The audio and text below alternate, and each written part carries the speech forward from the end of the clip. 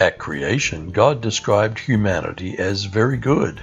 Are we now totally depraved or partially depraved, tainted by that disobedience to a simple command? Don't touch that tree.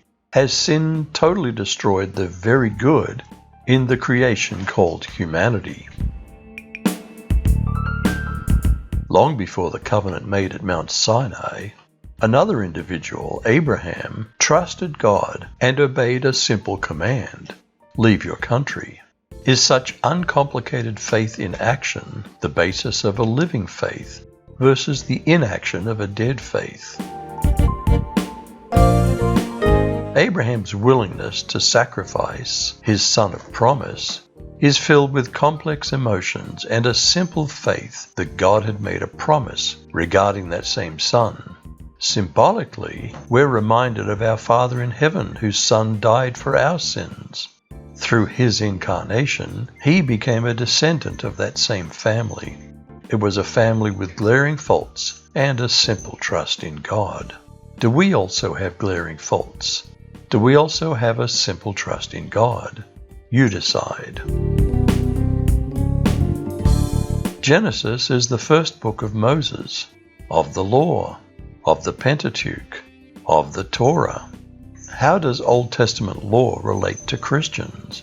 What does it mean that the Old Testament law applies in spirit and not in the letter? Because the letter kills, but the Spirit gives life.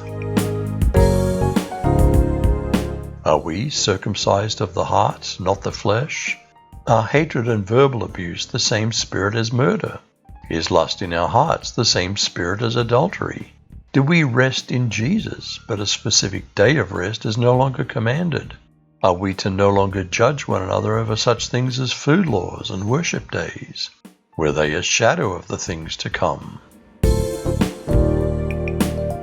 The Old Testament's built on a series of covenants: Noahic, Abrahamic, Sinaitic or Mosaic, the Davidic and Levitical covenants. Let's first look at sin and grace. Genesis 1 through 11 reveals God as the designer and creator of all things. It records sin, missing the mark, moral evil, going astray, lawlessness. We see how God deals with such issues of human corruption, disobedience, murder, lust, immorality, and violence. We also see how God's punishment of sin is contrasted with his grace.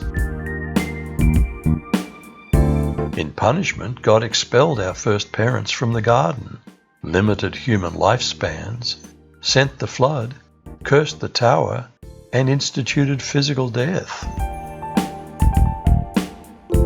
In grace, God often withheld the death penalty.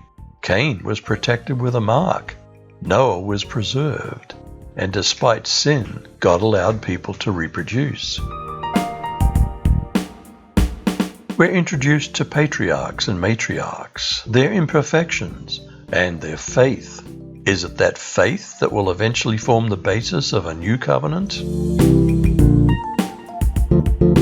We also see two ways of life.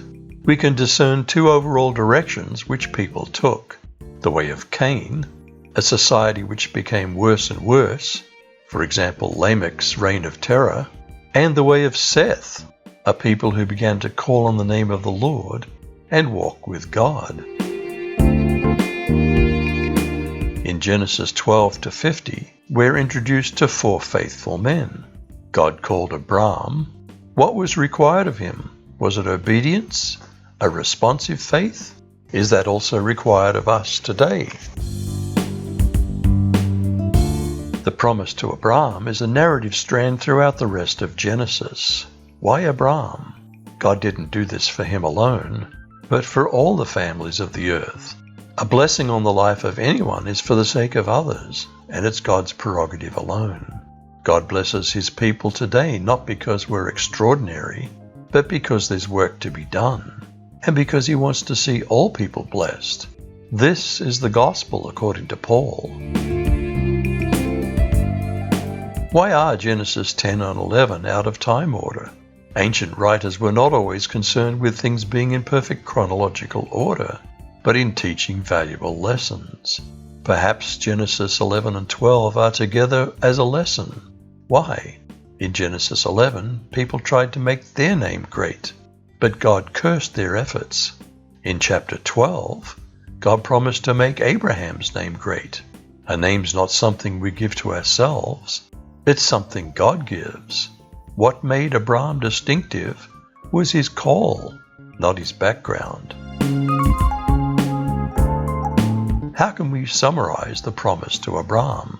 Descendants, a relationship with God, and the promised land. These three ingredients are expounded in the rest of the Pentateuch. Genesis talks about the descendants. Exodus and Leviticus talk about a relationship with God. Numbers and Deuteronomy talk about the promised land. Why the emphasis on descendants? The seed of Abraham is not merely a natural occurrence. God had to intervene so Sarah could bear a child. He created a people by divine election, just as today Christians are a people created by divine election.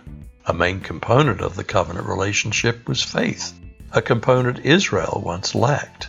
Being an Israelite or a physical descendant of Abraham is not enough.